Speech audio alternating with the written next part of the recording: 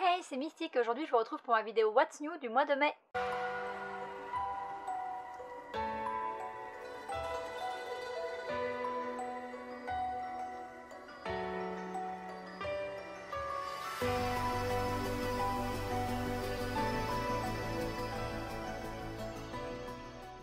C'est déjà le mois de mai et comme d'habitude je vous retrouve en début de mois pour vous présenter les nouveautés qui vont sortir ce mois-ci et pour une fois il y en a un petit peu moins que les mois précédents. Alors je n'ai pas dit qu'il n'y en avait pas beaucoup mais il y en a moins que les mois précédents. Je vais vous parler de 7 séries et de 7 one-shots. Je vous dis qu'il y en a moins que d'habitude, c'est vrai, mais en même temps il y en a quand même 14, ça fait quand même 14 bouquins dont je vais vous parler aujourd'hui, donc je commence sans plus tarder et je vais commencer avec un manga dont je vous ai déjà parlé, Loser in the End of the World. Oui, mon accent pourri anglais est toujours présent mais il y aura la couverture à côté de moi pour que vous puissiez lire le livre, mais il me semble bien que ça se dit Loser in the End of the World.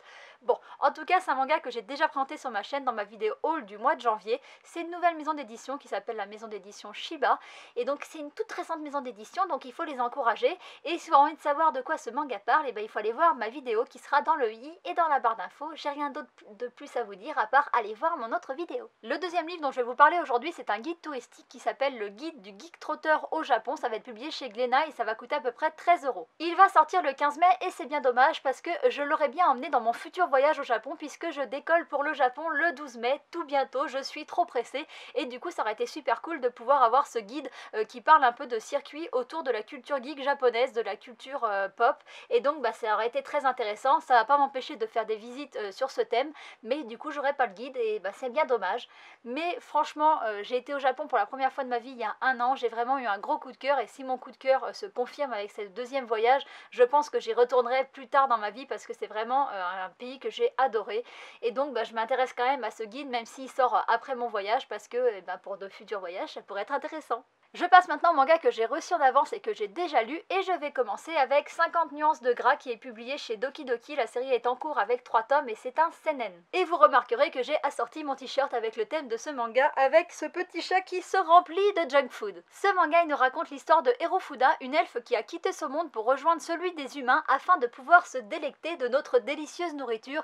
Et j'avoue que quand elle raconte ce qu'elle mangeait dans son monde, et moi à sa place je serais venue aussi parce que ça avait pas l'air terrible comparé à ce que nous on peut faire en termes de nourriture. Devenue complètement addict à notre nourriture et principalement aux frites, elle a pris quelques kilos et malheureusement pour elle, elle ne peut plus retourner dans son monde parce que pour franchir la porte qui sépare les deux mondes, il y a 2 conditions à remplir. La première, avoir des pouvoirs magiques et la seconde, faire exactement le même poids à l'aller qu'au retour et du coup ces petits kilos, ils l'embêtent bien. Pour résoudre son problème, elle va se rendre dans un centre de bien-être de massage pour demander de l'aide et elle va y faire la rencontre de Naoe, un jeune homme qui travaille là. Et Naoe c'est vraiment une bonne patte parce que à la base lui il est là pour faire des massages et il va l'aider dans sa perte de poids et en plus de ça c'est quelqu'un qui se prend vraiment pas la tête parce qu'il va très vite se rendre compte qu'il a affaire à une elfe et il va rien dire, il va l'aider et puis si la première créature bizarre qu'il rencontre c'est une elfe, il va très vite se rendre compte que le monde des humains regorge de créatures en tout genre, des sirènes, des ogresses et il va devoir aider tout le monde parce que Hirofuda c'est pas la seule à avoir un problème avec la nourriture des humains et le monde des humains parce que par exemple il y a une ogresse qui est venue pour boire de l'alcool parce que l'alcool humain apparemment est délicieux et elle aussi elle prend du poids et Naoe va l'aider. Il va aider une sirène, il va aider une elfe noire et il va même aider des gens qui n'ont pas forcément des problèmes de poids mais qui ont d'autres problèmes. Il va leur trouver des solutions. Donc voilà, je vous l'ai dit, c'était une bonne patte ce gars. On va donc suivre l'histoire de la perte de poids d'Hirofuda grâce à Naoe et aussi accessoirement plein de petites histoires annexes avec d'autres créatures venues d'un autre monde. Avec un titre pareil, j'étais obligée de m'intéresser à ce manga et d'ailleurs certains d'entre vous l'ont bien compris parce que quand Doki Doki a fait l'annonce de ce manga, j'ai reçu pas mal de messages privés qui me disaient tiens il y a un manga qui sort et qui est fait pour toi et effectivement ça parle de bouffe, ça parle de frites, c'est un manga qui est fait pour moi et c'est un manga qui m'a fait beaucoup rire. Par contre quelque chose que j'ai pas encore dit c'est que je pense que ce manga c'est du ecchi parce que ça me fait beaucoup penser à Monster Musume. C'est un homme qui est entouré de créatures qui viennent d'un autre monde. Par contre là il y a une histoire qui est un peu plus construite, alors c'est le tome 1 donc voilà, dans Monster Musume il y avait une histoire au début et puis plus ça va moins il y a d'histoire, mais du coup peut-être que ça va devenir pareil, mais pour l'instant j'ai l'impression qu'il y aura beaucoup plus d'histoire dans ce manga. Après ça reste du ecchi, c'est l'histoire d'une elfe qui veut perdre du poids pour retourner dans son monde parce qu'elle mange trop de frites, c'est pas l'histoire de l'année mais c'est bien marrant et je pense que ça pourrait beaucoup plaire aux gens qui aiment les frites et aux gens qui aiment la nourriture comme moi et aux gens qui aiment bien rigoler. Bref, ça pourrait plaire à beaucoup de monde, vous me direz si vous l'avez acheté, si vous avez aimé. Le deuxième manga que j'ai lu, c'est Bakemonogatari qui va être publié chez Pika. C'est un shonen, la série est en cours avec 5 tomes. Les dessins sont de Ogrit, le dessinateur de Björk Trinity. Moi j'adore ses dessins. Et puis il existe un animé en fait, ce manga est tiré d'un animé il me semble, et l'animé est un gros carton, mais moi je ne l'ai pas vu puisque je ne regarde pas d'animé. Ce manga il nous raconte l'histoire de Koyomi, un lycéen qui cache sous des apparences banales un grand secret. En effet, il a été mordu récemment par un vampire et donc depuis quelque temps il a des pouvoirs spéciaux, il guérit super vite et puis accessoirement il est devenu immortel. Après sa transformation, il a reçu l'aide d'un homme qui s'appelle Oshino et qui l'a aidé avec ses nouveaux pouvoirs et ils vont tous les deux ravoir du travail puisqu'ils vont devoir aider une camarade de classe de Koyomi qui s'appelle Itachi et qui semble elle aussi avoir des problèmes de pouvoirs surnaturels. Il y a 2 ans, elle a eu la malchance de croiser une chimère issue du folklore japonais qui s'appelle Omishikani. C'est un crabe géant qui lui a volé une grande partie de son poids, 9/10 de son poids, et depuis tout est devenu une souffrance pour elle, même avoir des vêtements sur son dos en fait, c'est extrêmement lourd pour elle puisqu'elle est devenue très légère. Koyomi et Oshino vont donc essayer de lui venir en aide ou du moins de la mettre dans la bonne direction pour qu'elle cède elle-même. Je ne vous en dirai pas plus à part que ce manga nous invite à plonger dans un univers peuplé de créatures issues du folklore japonais, peuplé de chimères et moi j'ai adoré et puis l'histoire est géniale et le dessin, je vous l'ai dit, j'adore les dessins de Ogrit mais les dessins sont vraiment beaux et ils sont parfaits pour cette histoire. J'ai beaucoup aimé l'atmosphère qu'il y a dans le manga et j'ai aussi beaucoup aimé les valeurs qui sont transmises puisque en fait ils aident pas directement la personne, ils l'orientent pour qu'elle-même cède et ça c'est quelque chose que j'aime beaucoup. Bref, je pense que ce tome 1 est très prometteur, je pense que la série va être géniale et je vous invite vraiment à la découvrir. J'ai fini de vous présenter les mangas que j'avais lus et je vais passer maintenant au manga dont j'ai lu un extrait. Je vais commencer par le manga Echo qui va être publié chez Kiyun. La série est en cours avec 3 tomes, c'est un seinen et c'est par l'auteur de Erazed, Kei Sambe. Ce manga il nous raconte l'histoire de Senri, un petit garçon de 5 ans qui va perdre toute sa famille, qui a été massacré par un tueur sans raison apparente. Dans un premier temps, ce sont les parents qui vont être assassinés et son frère jumeau va être kidnappé, mais lui aussi va très rapidement être assassiné et malgré le fait qu'on n'ait pas retrouvé le corps, on sait qu'il est mort parce que Senri a un pouvoir spécial qui le lie à son frère jumeau. Dès que un ressent quelque chose, que ça soit une émotion ou un coup, le deuxième ressent exactement la même chose.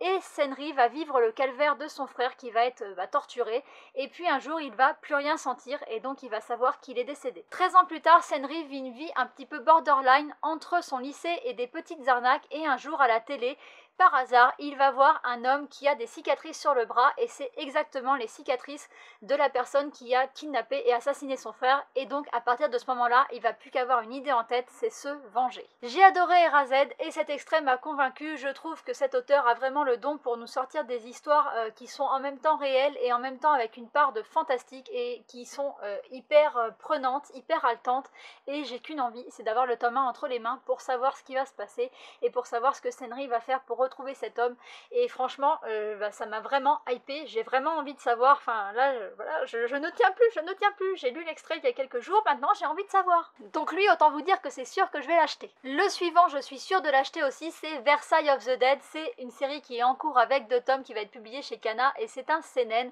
et je suis sûre de l'acheter parce que j'habite juste à côté de Versailles, je me balade quasiment tous les jours à Versailles et le fait qu'il y ait un manga où il y a Versailles dedans, ça me donne très envie de savoir de quoi ça va parler et là en plus ça parle de zombies donc je trouve ça génial. Ce manga il se passe en France juste avant la Révolution française et au début du manga, Marie-Antoinette est dans son carrosse en direction de Versailles pour se marier avec le roi et elle est accompagnée de son frère jumeau Albert. Malheureusement pour eux, le carrosse n'arrivera pas en entier à Versailles puisqu'ils vont se faire attaquer par une horde de zombies et une seule personne va survivre, Albert, qui va décider de se faire passer pour Marie-Antoinette. Mais s'il a survécu à cette attaque de zombies, il n'en est pas sorti indemne et il a développé quelques capacités extraordinaires qui vont lui être très utiles quand il va arriver à Versailles et qui va être pris dans un espèce de complot pour l'assassiner. On n'en sait pas beaucoup plus dans l'extrait, mais il n'en fallait pas plus pour me convaincre. De toute manière, le manga m'intéressait déjà juste parce qu'il se passait à Versailles et donc le fait que ça parle de zombies, c'est vraiment la cerise sur le gâteau, c'est vraiment très cool parce que j'adore les histoires de zombies. Mais voilà, il n'en fallait pas plus pour me convaincre. En plus, il y a une phrase qui est mise, je sais plus si c'est dans le résumé ou dans la promotion du manga, mais qui est une chose est sûre, des têtes vont tomber et je trouve ça génial parce que en fait ça parle de zombies et c'est avant la Révolution et ils font un petit clin d'œil au fait que les gens se font guillotiner. Enfin bon bref, voilà, je suis emballée aussi par ce manga, vous l'aurez compris et donc je vais l'acheter aussi. Il n'y a pas d'autres mangas ce mois-ci dont j'ai lu des extraits donc je vais passer tout de suite au manga où je me suis fait un avis seulement avec la couverture et les résumés que j'ai pu trouver et je commence avec mon chouchou couverture Ice Pig qui est une série terminée en 5 tomes qui est publiée chez Delcourt et c'est un seinen. Ce manga il nous raconte l'histoire d'une jeune adolescente qui a une double vie, d'un côté elle est lycéenne et de l'autre côté, c'est une pirate informatique très connue qui s'appelle Ice Pig. Lors d'une vente aux enchères un peu spéciale organisée par une entreprise très mystérieuse, elle va acheter un jeune homme qui s'appelle Vespa, donc c'est clairement du trafic d'êtres humains. Elle va acheter ce jeune homme et ensemble ils vont décider de démanteler cette entreprise qui est très mystérieuse. On n'en sait pas du tout plus dans le résumé, mais je trouve que la couverture est très belle. Je trouve qu'il y a un côté très doux et en même temps un petit côté sanglant avec les petites taches de sang là. On voit très bien que ça va pas être tout doux et tout mignon. Et puis même le petit résumé qu'on a, c'est le genre d'histoire que j'aime beaucoup. En plus c'est par l'auteur du manga Woodstock et moi j'ai bien aimé ce manga. Bon alors c'est pas du tout sanglant ce manga, mais j'ai bien aimé comment c'était raconté. Et donc voilà, ça m'a donné très envie de savoir de quoi ça allait parler. Et puis de toute manière, vous savez, les chouchous couvertures, je les achète à chaque fois, donc celui-ci je l'achèterai forcément. Le manga suivant c'est Innermost, il va être publié chez H2T, la série est terminée en 6 tomes et son mangaka est italien. L'histoire de ce manga débute lors de la première exploration de la face cachée de la Lune. Deux astronautes vont trouver les restes d'un extraterrestre. Ils vont penser que c'est le dernier de son espèce et comme il est mort, personne ne va s'inquiéter. Pourtant, 60 ans plus tard, le reste de cette espèce d'extraterrestre va attaquer la Terre et va quasiment décimer l'humanité. En 2075, la guerre est finie et l'humanité semble avoir gagné, mais seulement une partie de la population vit à l'abri et cette partie, c'est les plus riches. Parce que dans les bas quartiers, les plus pauvres subissent des attaques dans l'indifférence la plus totale. Et dans le manga, on suit Eris, une étudiante, et Deville, un chasseur d'aliens, qui vont ensemble essayer de mettre fin à ces massacres et on n'en sait pas beaucoup plus, mais ça m'a bien donné envie de le lire. C'est le genre d'histoire bien sympa que j'aime avec une lutte entre le bien et le mal et aussi avec un petit peu des messages cachés sur notre société actuelle entre la position des riches et la position des pauvres. Et puis je trouve que Deville a l'air bien badass et ça m'a donné envie d'en savoir un peu plus. Je passe à la dernière série de mangas que je vais vous présenter aujourd'hui, après il me restera 5 one-shots et le dernier c'est Le prix du reste de ma vie, c'est un shonen qui va être publié chez Soleil Manga et la série est terminée en 3 tomes. Dans ce manga, il existe une boutique dans laquelle on peut vendre des choses un petit peu particulières, son temps, sa santé ou son espérance de vie. Un jour, un jeune homme qui s'appelle Kusunoki et qui n'a pas pu réaliser ses rêves d'enfant va pénétrer dans cette boutique et contre 2500 €, il va vendre le reste de sa vie sauf 3 mois. Il ne lui reste donc plus que 3 mois à vivre et c'est cette histoire qu'on va suivre dans ce manga. Et ça a l'air juste fou et je sais déjà que je vais chialer, c'est quasiment sûr. C'est marqué dans la description que c'est un drame, donc c'est quasiment sûr que je vais chialer. Mais ça me donne quand même envie de l'acheter, donc peut-être que je suis un petit peu maso, mais du coup ça a l'air très intéressant, ça parle de la valeur de la vie et c'est un manga que j'ai vraiment envie de lire. Ce mois-ci, je vous présente pas beaucoup de mangas, mais il y a quasiment que des mangas que je suis sûre à 100% d'acheter, il n'y a pas de liste secondaire, hein. Là c'est que des trucs qui me font vraiment envie. Je passe maintenant au one-shot et le premier va être publié chez Black Box Edition, c'est Kamunabi, mythe et récit au féminin.